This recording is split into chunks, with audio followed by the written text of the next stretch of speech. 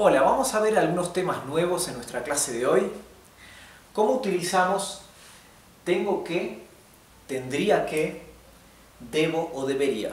Bien, I have to, or I would have to, I should, I must, right? These modal verbs, how do we use them in Spanish, okay? How and when do we choose one or another one? So here are the different options. Aquí tenemos las diferentes opciones que podemos utilizar. This would be a literal translation, okay? But later I'll explain some details to you.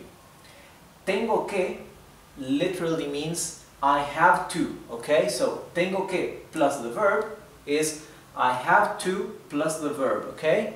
Modal verb. Tendría que, remember in Spanish, all the ones that end in ia, like this, are conjugated into the conditional tense. Okay? In Spanish, we do not depend on an auxiliary verb. Okay, like would be in English. So tendría que is conditional, of the conditional form of tengo que. So if I have to is present tense, the conditional would be I would have to, okay? But, sorry, this would be here, okay? I would have to would be like saying I should, right? Would have the same meaning. Debo plus the verb is like I must plus the verb, okay? And debería plus the verb, I should plus the verb, okay? So debería again is conditional. That's why I translate it as I should, right? If we want to change the person, I would say deberías would be you should. Deberíamos, we should, okay? Tengo que is I have to. Tú tienes que is you have to, okay? So, depending on the person or the subject pronoun, we conjugate this, okay? But that, we have already seen in a previous class how to conjugate these verbs, okay? Check our lessons dedicated to the Spanish modal verbs. Bien, vamos a ver. Tendría y debería son tiempos condicionales. En realidad, tendría que y debería son casi idénticos. These two are almost identical, right? We can choose whether to use one or the other, okay? Same thing with this. Tengo que or debo are almost identical. Actually, we can choose any time to use one or the other, okay? It's not wrong in any circumstance to use one or the other one. They are really quite identical in Spanish, right? Perhaps in English there is the difference can be a bit more evident between must and have to, right? Not in Spanish. Bien, entonces estos dos son idénticos y estos dos son idénticos. Y en español no es tan evidente como en inglés la diferencia entre ellos como lo es entre must y have to, right? Usually must is a bit stronger than have to. In Spanish there is not that feeling of one being stronger, okay? Vamos a ver algunos ejemplos aquí. Let's see some examples. Tengo que ir al médico. I have to go to the doctor. Here we have omitted the subject pronoun I because we do not need it, right? I have to, sorry, this would be the two. I have to go to the doctor. Remember, al is the contraction of a, el, to the, right? I have to go to the doctor. Now, debo volver al trabajo.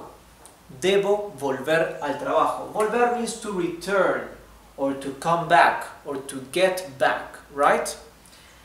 Debo volver al trabajo. I should, or I must return to work, right? The word trabajo in Spanish can mean work or job, both meanings.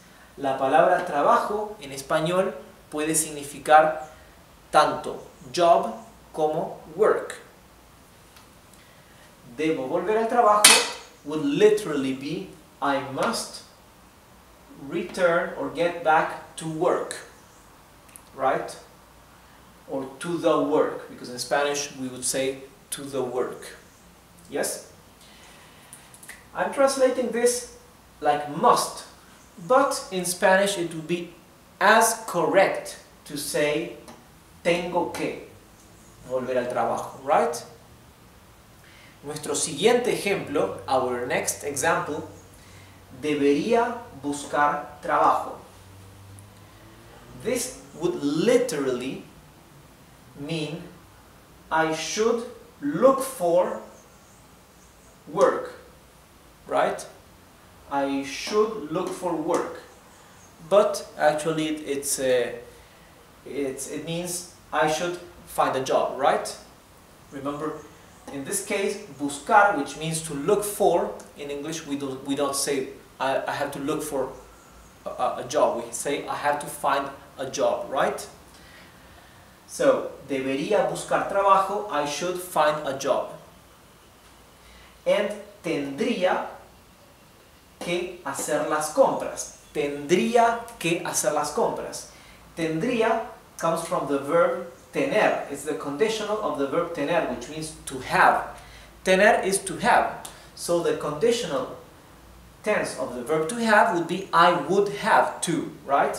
Tendría que hacer las compras would be, if we translate it literally, I would have to do the shopping, right?